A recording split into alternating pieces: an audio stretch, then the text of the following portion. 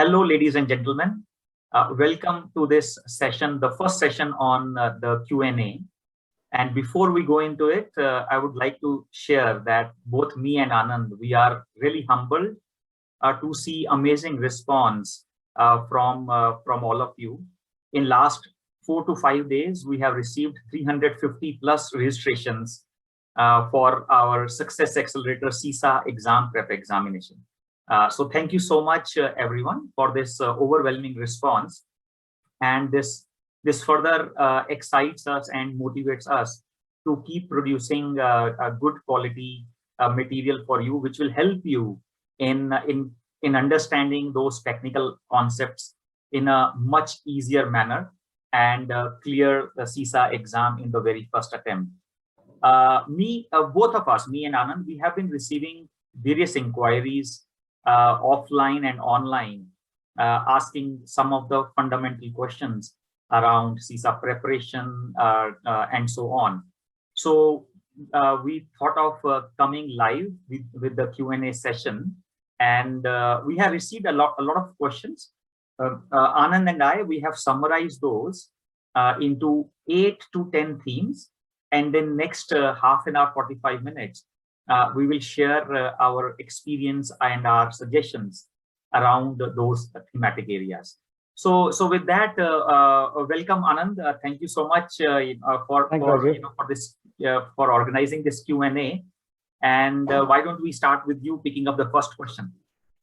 Sure, Rajiv, it's a pleasure. And as you rightly said, the kind of questions and the response has been amazing. And so maybe, some of your questions may not come. We have tried to club it all the similar questions together.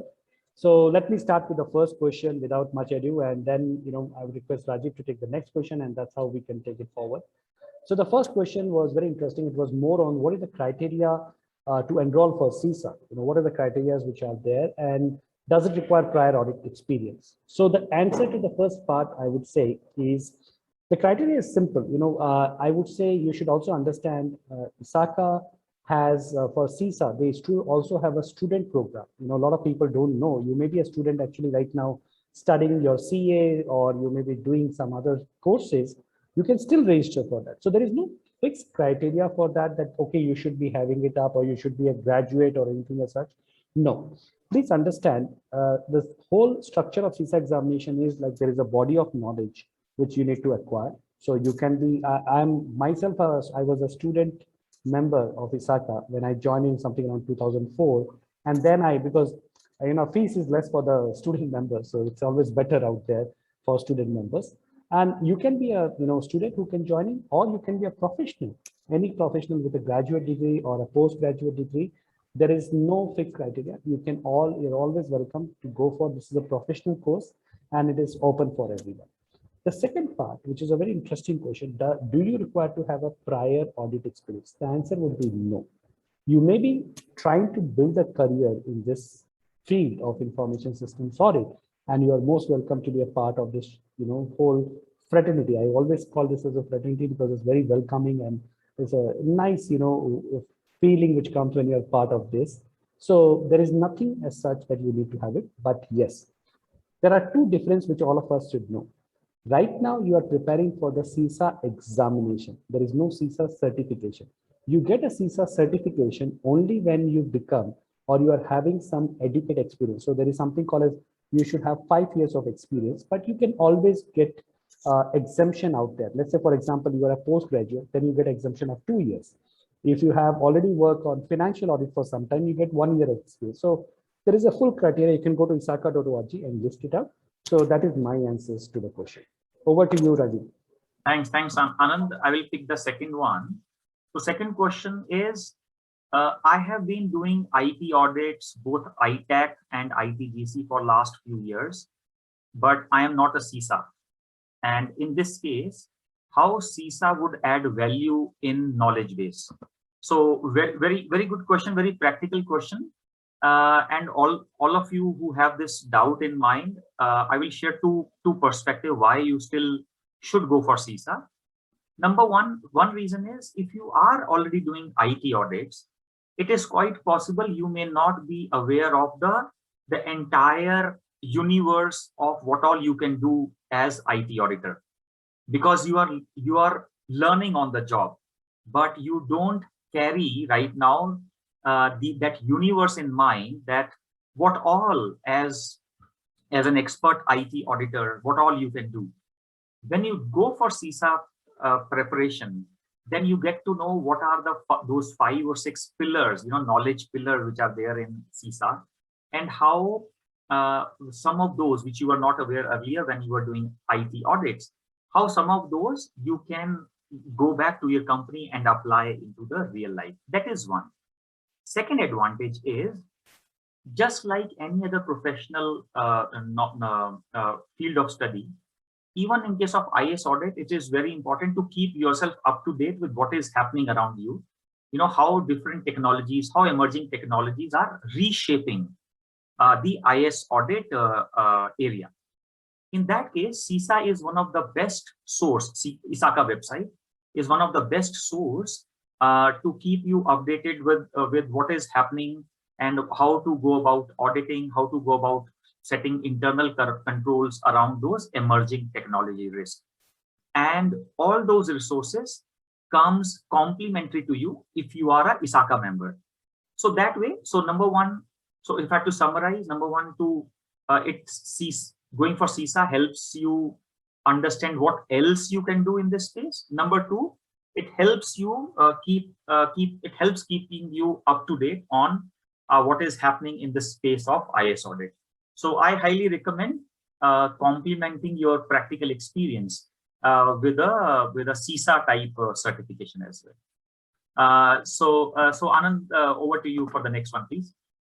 Thanks, Rajiv. I think it's a pretty interesting explanation there, because that's exactly the point which most of people don't understand. So the third question which I got, the next question is, I'm not a qualified accountant and currently working as a data analyst in supply chain function. However, cybersecurity is an area of interest and which excites me a lot. And can I enroll for CISA and will it add value to me? Now, this is a very practical question, which I would say, because I hear this a lot. I have seen in my previous organization where I was working, there were people in different functions. Some of them were in quality assurance, basically software quality assurance and all the things. And they actually said, okay, I need to pivot my career. So they just said, okay, let me just go for it. They were not accountant, they were more of quality analysts, but they also actually did CISA, and it actually opened up your perspective. I would say it gives you a broader horizon in terms of to paint it up and take that forward. And that exactly is the thing which is there. So I would say that even if you're not a qualified accountant, usually we see 3 different categories of people coming for CISA. One is accountants and auditors. Second is engineers, basically information system security and others. And the third are bankers. But we always see a lot of other things also, like a lot of defense guys. You should just go and check it up. A lot of defense personnel after their retirement, they do the CISA and they come into this because it's a mindset, information security is a mindset. So I would say anyone can pivot in this area and take that forward. It's all about your interest. If you're interested in cybersecurity, most welcome to be part of this project. So over to you, Rajiv. Thanks, Anand. So the next one is which all books I should read besides CISA manual.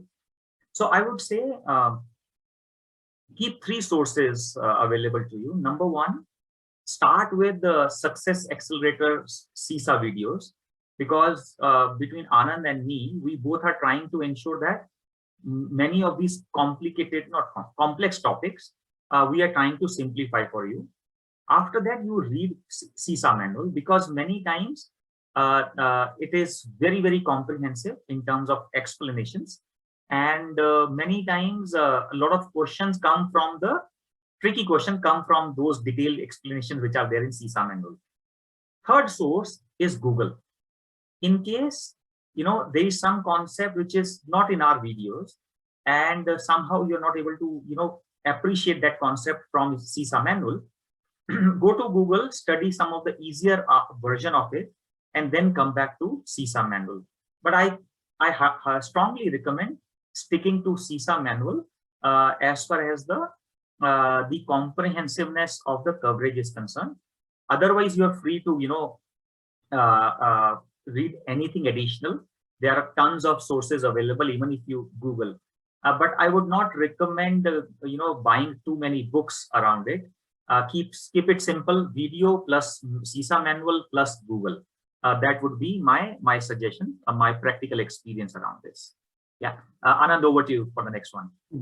Great, thanks, Rajiv. I think this is very much valuable because a lot of concepts, when you try to a firewall and all things, you do have some amazing explanation which are there. Okay, so the next question is on a very interesting thing, because I'm both a DISA and a CISA. So I have done my DISA from ICAI. Would CISA add incremental value on this, or what is the difference between CISA, which I need to be prepared for? That is the kind of question which comes a lot of time, which is there. So we need to understand two things out here, very important. The first one is, see, DISA is a great degree, but it is mostly recognized in India. It's more of an India-centric thing. If you want to be seen as a global professional, then you would require to have, because let's say, for example, you are looking for a kind of a overseas job market, or maybe something like that, a kind of a more recognition of your professional degrees, then CISA would be a kind of an added advantage. If you see the content-wise, yes, there are a lot of similarities in that, but there is a kind of question which is very important, which you need to understand the difference. The moment you do your DISA, you have a right to do assurance function. You get a kind of a right out there. But even after doing CISA, you're required to have 5 years of experience to get the CISA certified tag, which is like, you are a CISA certified, not just CISA examination passer. So that is something which we need to understand and be aware of. Second thing, which is very important out here is, though the content may be same, the focus may be a little different. So as Rajiv was telling you, CISA review manual is the Bible for CISA. So we have to see it from their perspective, because there may be some areas, we used to always say this with our friends when we are doing CISA, that there is one is your body of knowledge which you are doing in your job, and then there is a body of knowledge what ISACA says. So we have to follow the body of knowledge which ISACA says, because it's more internationally done. And nowadays, even ISACA doesn't use the word best practices, they use the word good practices, because what is good for you may not be good for others. So it's a good practices. It's not a best practices, some good practices which are there. So just to summarize, I would say that even if you're a DISA, it will add value. Or even if you don't want to do the certification, maybe this Success Accelerator video series will give you a more better perspective in terms of knowing all the concepts in more clarity. That would be my submission. Very relevant. Thank you, Anand. I'll pick the next one. Would your sessions be covering mock quiz or test for preparations? So that is something which Anand and I have been discussing. That we have just launched this channel, and we are ensuring that every day you get few minutes of video, because we don't want to overwhelm you by uploading everything in one go, and then you trying to go binge with the concepts. So we want to go slow, so that you go through our videos for 15 minutes to 30 minutes. You understand those concepts, and you try to apply those concepts during the day, or spend more time in just experiencing those concepts, and then go for the new concept next day. We are going to come up with the interesting sample questions, the mock test, and so on, maybe in a few weeks time. Once, for example, you have covered a significant portion of a domain. So you have right now started with domain 1 and 3, and you have gone through only maybe 5 or 6 videos in each domain. So once you have covered a significant portion, that is when it will make sense for us to release some mock tests over the weekend, and then you can see how well you understood those concepts. And if your answers are wrong, go back and watch our video, that particular video again. So that will give you a better perspective. But yes, there are going to be some interesting Q&A mock tests coming your way. Anand, over to you, man. Amazing, great. That's something which is, my next question is also very much related to that. Is there a way I can perform a self-assessment or determine my strength and weaknesses? So something which I recall, and as Rajiv rightly said, we would be releasing a lot of question banks and other things over a period of time. But the point which is there is, those questions which are going to come, there are multiple way of you can do self-assessment. There are some, mock test paper which are all there on ISACA's website also, which you can just go and, try it yourself. There are other things which we can actually, look into in terms of how they are being working and all things. But what we are going to plan it up, and that's something which Rajiv and I have discussed also, that we will actually release a kind of, a full set of paper at the end of the thing where you can actually see how much are you scoring based on that. And we will be also giving a justification of the question so that you understand what was the answer you gave and what was the answer actually should be. And why is that so? Because there may be a kind of thing which may, a very small difference or confusion could be created in a question to confuse you. So that's the thing which we'd like to work on. So I think these are the questions which we had, Rajiv, and we have covered it over. Back to you, if you can summarize the whole discussion. Sure. Thank you so much, Anand. So ladies and gentlemen, these were some of the thematic questions we had received. And we hope that it gave you, much more clarity on how to go about it, whether it is relevant for you or not, and what all to study to prepare for the exam. We'll keep coming for with these Q&As and with these resolving your queries once in a month or once in 45 days as we continue getting queries from your side. And just to summarize the discussion, these videos, this Success Accelerator video series, these are to help you understand some of the trickier concepts easily. They are in no way a replacement of CISA manual. You can't, because if we have to replace CISA manual, these videos have to be into hundreds and hundreds of hours, which is overwhelming for you as well. And hence we are keeping those crisp, we are keeping those short, and very much towards the significant areas only. So that way, please use this combination of videos plus CISA manual plus Google if required, and that will be sufficient for you to prepare for the exam. We will be coming up with some more tips and techniques based on Anand and my experience of not only being a CISA, but also being a CISA faculty for more than maybe 10-15 years individually. So together is around what, 25 to 30 years of teaching experience around this space.